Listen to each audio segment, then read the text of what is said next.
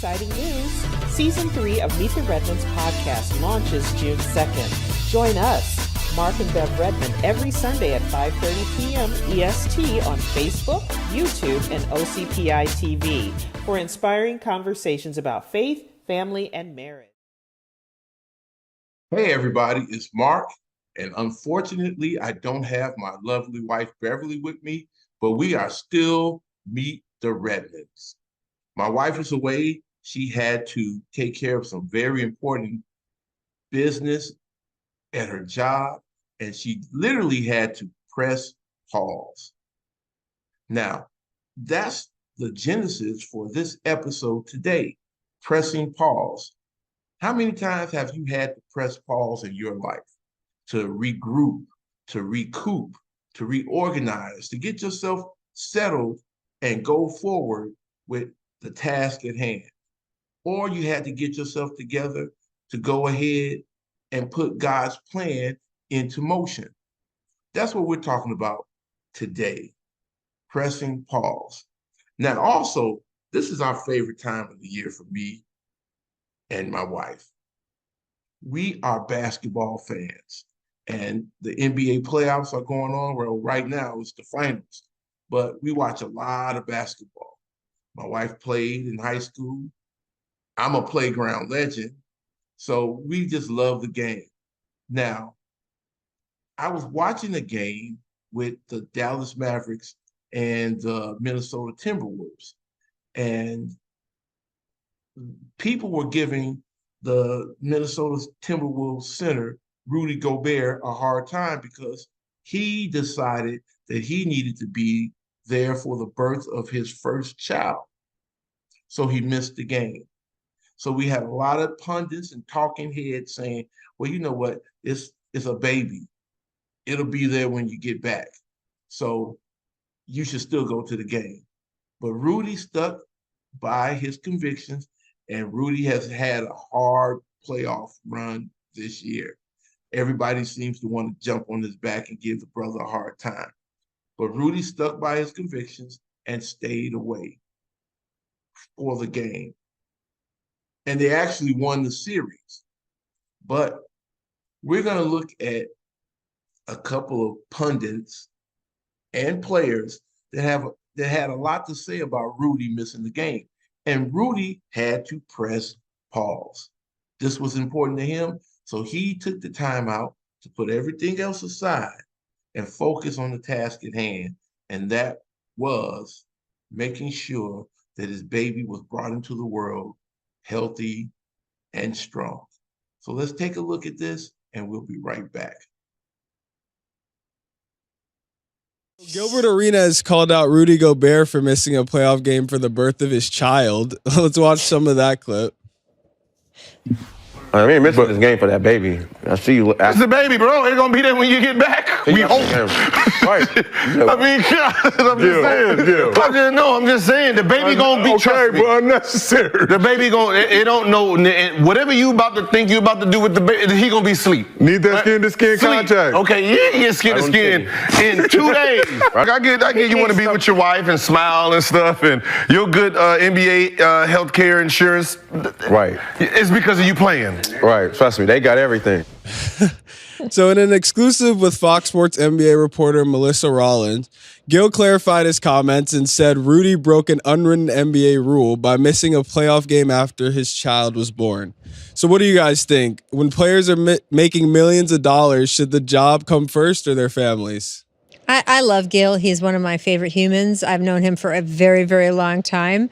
I could not disagree with him more on this. There is a big difference between, hey, it's a baby, it's going to be sleeping. This was the actual birth of his first child.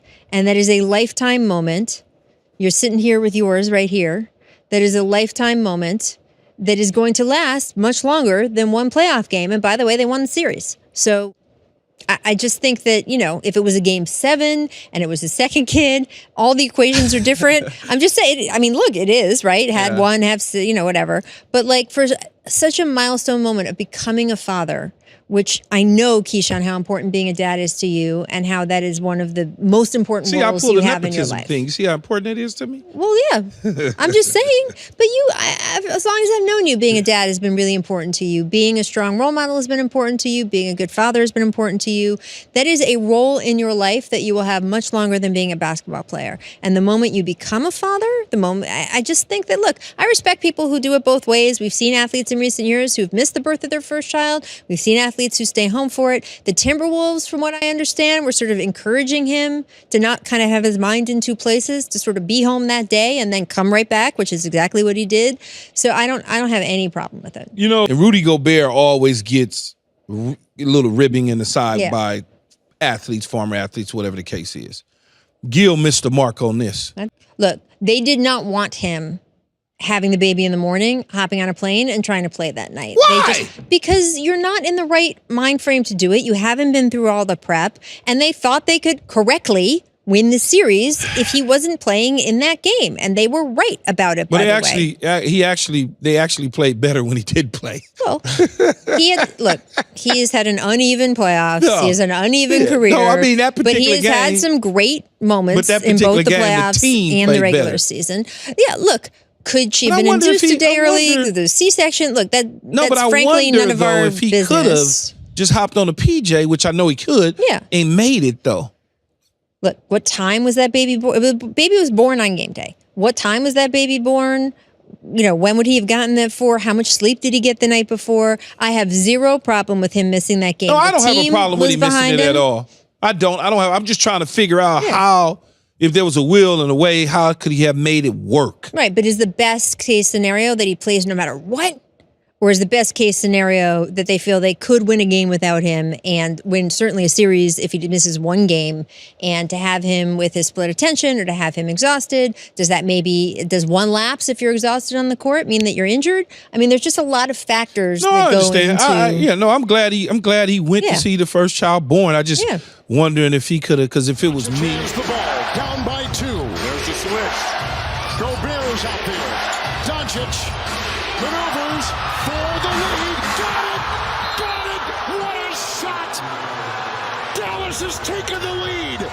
Long time, and it's only a 1-point lead here, but that's just Rudy Gobert in an impossible situation. I don't totally understand.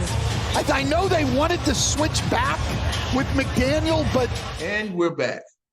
Hopefully you got a chance to look at the clip from Rudy, and I think it was Rachel Nichols that had some things to say, as well as Keyshawn Johnson, an ex-NFL player, about Rudy's decision to sit out and focus on the birth of his child. I think that's a really simple press pause, me being a father. You have to make that decision. Now, maybe sometimes work, you're out of town, you're traveling. I don't care what it is. I'm going to make sure that one of these momentous occasions is not going to be missed. So that's what Rudy did. And have you ever had a press pause moment, something that you knew you were very strongly convicted in, and you decided, hey, I'm going to make this happen? Now, we're sticking with a basketball kind of theme right now. There was another example of another NBA player who had to press pause, who had a press pause moment. That is Vince Carter. I love Vince. Vince decided, hey, I want to go to my college graduation, but I have a game 7 in the Eastern Conference semifinals. And he got a lot of flack from teammates. He got a lot of flack from fans, but Vince was determined to go to his graduation. I think he said something like, I'm from a family of educators. I owe this. I owe this to generations coming behind me to let them know that, hey, this is just more than just basketball. So Vince goes to the graduation. He gets back in time for the game 7 in plenty of time and had a good game, but he missed the game-winning shot. And do you know people blamed him for going to his graduation, for missing the shot? And that's how it is when people want you to press pause. It's because they have an agenda that they're trying to fulfill. And we're going to talk about more pressing pause moments that take place in the Bible. So I want you to watch this clip of Vince Carter pressing pause to go to his graduation. We'll be right back. Because again, you walked on the day, right? It's the playoffs. That morning, 9. Clearly, yeah. right? And so walk me through the decision you did make on that day, Vince, where you decided, you know what, I'm graduating and I'm gonna walk just like everybody else. Doesn't matter what I do professionally, right? Rich, I come from a family of educators, and I was taught to be a student athlete, not an athlete student, regardless of this business that I'm in where I make a lot of money. Yes. And the one thing I did, I made sure the night before commencement, I went to 2 days prior, I went to every staff member and player. And if you would I asked for their permission. I kind of let them know about what I wanted to do, what I planned to do, how my itinerary, how everything was going to work out. Mm-hmm. And do you have a problem with that? And I went face to face with every person, and that's kind of what it was. And every person's like, hey, I respect it. That's fine as long as you're going to be, back in time for our game. That's important to us. I know it's important to you, but this is important. Mm-hmm. Hold on, sorry. This is important to us. So I was like, cool. Everybody said something. And then, there's a couple of players, once I get to Chapel Hill that night before, had something to say, and then all of a sudden didn't like it or whatever. I was just like, well, I gave you the opportunity. You said into my face, like, yes, go for it. Great moment, but make sure you're back in time. So that was kind of the frustrating side of it. Nevertheless, go through it.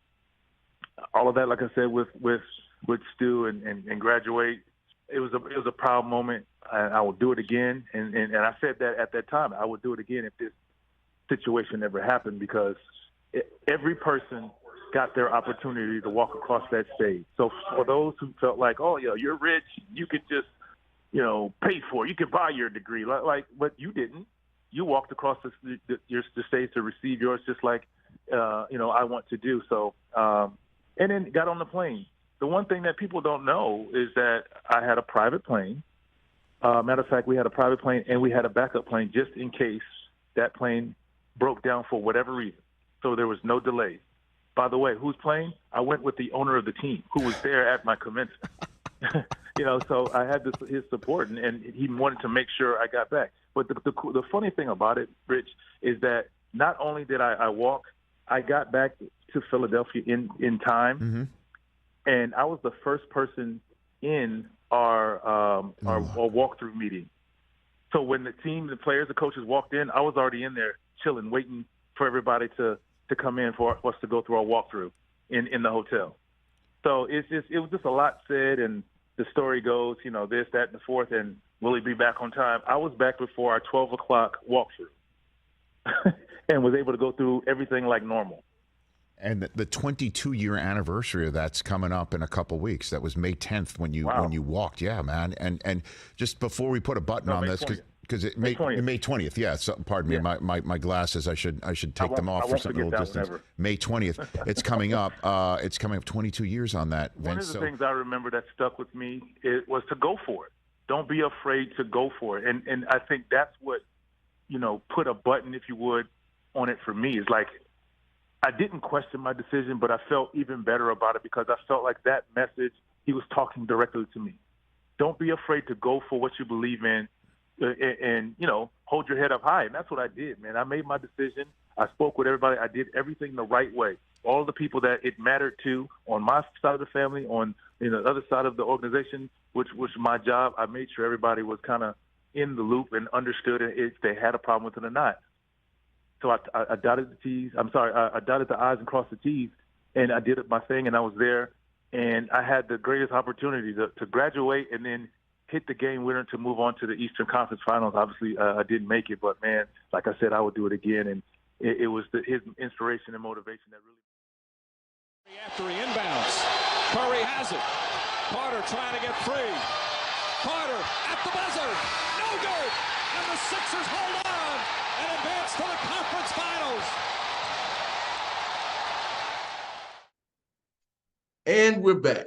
So I hope you got a chance to enjoy the clip with Vince Carter. He went on to have a stellar career, played almost, I want to say 22 years in the NBA. So he has nothing to feel bad about. Now, let's talk about some times in the Bible where people had to press pause. Think about it. One of the first instances of pressing pause in the Bible is God himself. What did he do on the seventh day? He rested.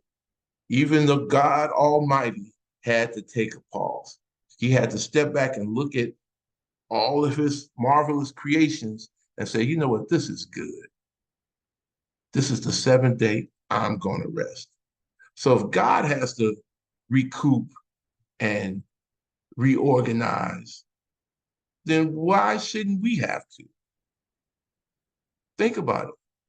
Are there times in your life where you should have taken a pause? Are there times in your life where you didn't take a pause and you rushed headlong into a situation that was not good for you? There are other instances in the Bible where people had to pause. I think about Jesus. Jesus wanted to get rest on the boat during the storm, but the disciples didn't let him pause. They said, hey, Jesus, man, we got this storm out here, and, you need to help us. And Jesus' response was like, you don't have any faith, I got you. And I will put the scriptures up. I know I'm paraphrasing, but I will put the scriptures up. So that's one example of pressing pause. Sometimes you have to press pause just to re-energize your body. Yes, Jesus got tired. Jesus had to sleep. You have to rest. You have to sleep. You have to take care of your body. Sometimes you have to pause. Go to the doctor. See what's going on. Another example in the Bible of people pressing pause or wanting people to press pause for whatever reason, I'm going to stick with Jesus again. Lazarus had people, Martha, mad. Jesus, if you would have showed up, my brother would still be alive. Jesus had a purpose for pausing to raise Lazarus from the dead. His agenda was, I'm going to take my time so I can show these people how powerful I really am, that I do have the power of life and death. So that's why he took his time to build up the moment. But people didn't want to hear that. They got mad with Jesus. They copped the attitude with him. You should have been here. Sometimes when you press pause, some people are going to get upset. Oh, you shouldn't do that. You should go forward with this. Oh, that's a bad decision.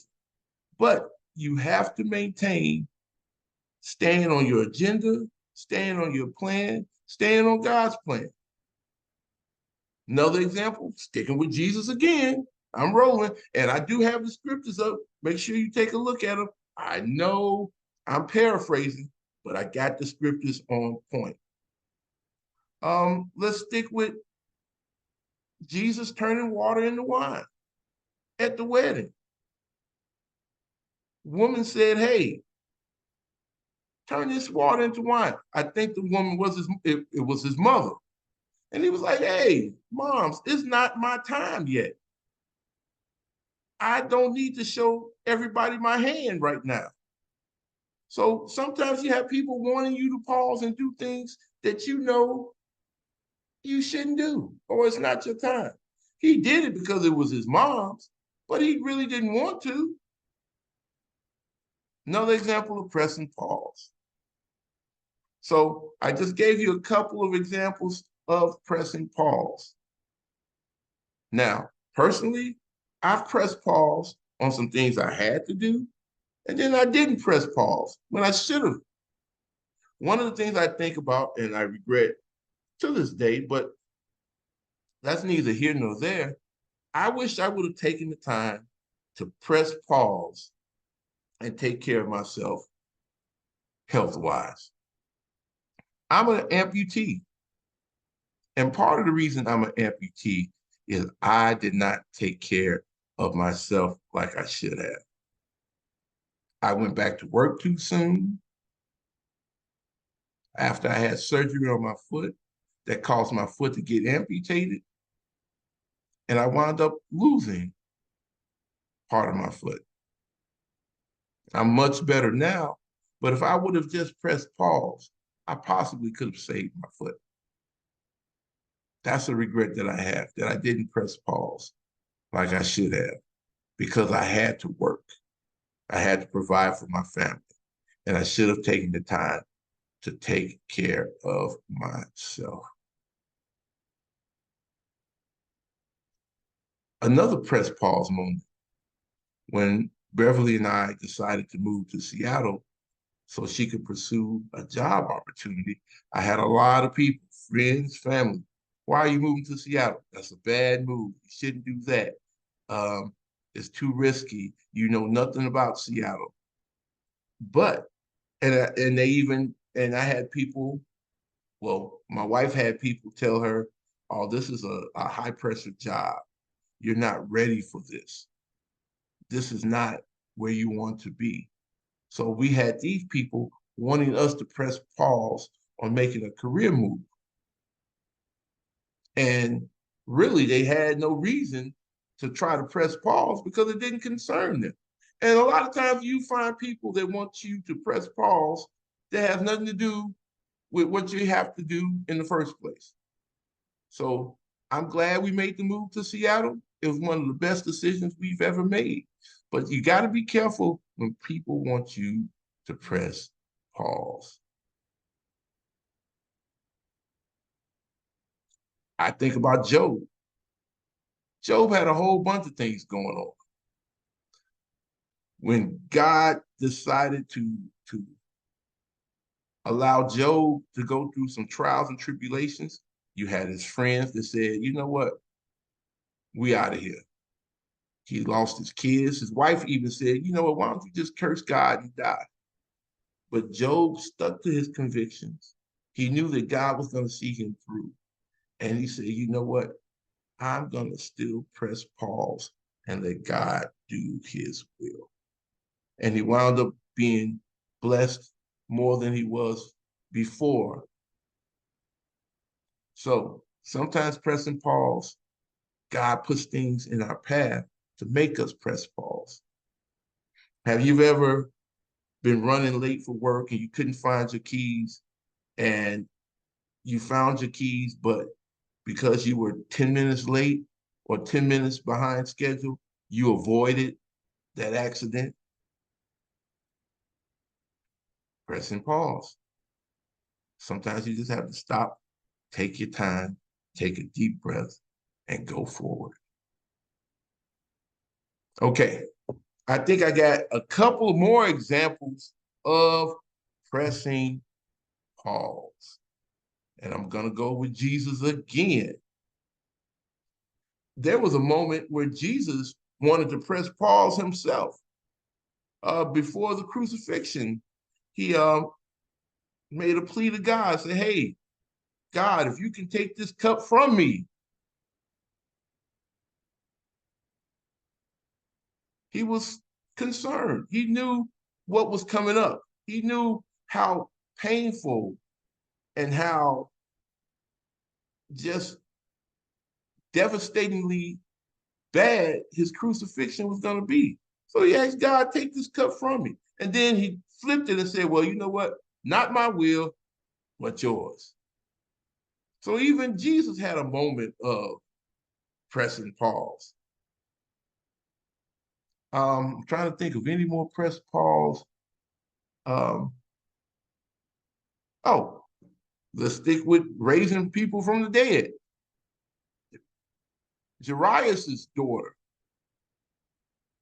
Jesus was late. He had to press pause because he healed a woman on the way to Jairus. I think I got it pronounced it right. Jairus' house to heal his daughter. Jesus was running late. Hey, man, it's too late. Girl is dead. He was like, no, she ain't dead. She just sleep. I got this. Pressing pause. So I want you to think today or going out throughout the week, think about your press pause moments. Were they good press pause moments? Were they forced press pause moments? Do you regret pressing pause? Are you thankful for pressing pause? Some people, since we're talking about relationships, and this is Meet the Redmonds, so I'm going to go there. Some people press pause on a marriage, on a wedding. And that was maybe one of the best decisions they ever made. So I want you to think about it, pressing pause. My wife, and we're going to end this episode, but I think it was a good episode. Again, check out the scriptures. Again, check out our website, redmondprojects.com, where we have our 2 award-winning books, Revelations of a Real Man or Woman, and finally, I Do Again. Check those out, see how you can order it. And also, we have speaking engagement information. If you want to book Meet the Redmonds to come to your church, your marriage conference, your anywhere, we are available to press pause and come check you out. So we're going to leave, well, I'm going to leave with our catchphrase. It's not my wife's way. It's not my way, but it's the Redmond way. Peace. Exciting news! Season 3 of Meet the Redmonds podcast launches June 2nd. Join us, Marq and Bev Redmond, every Sunday at 5:30 p.m. EST on Facebook, YouTube, and OCPI TV for inspiring conversations about faith, family, and marriage.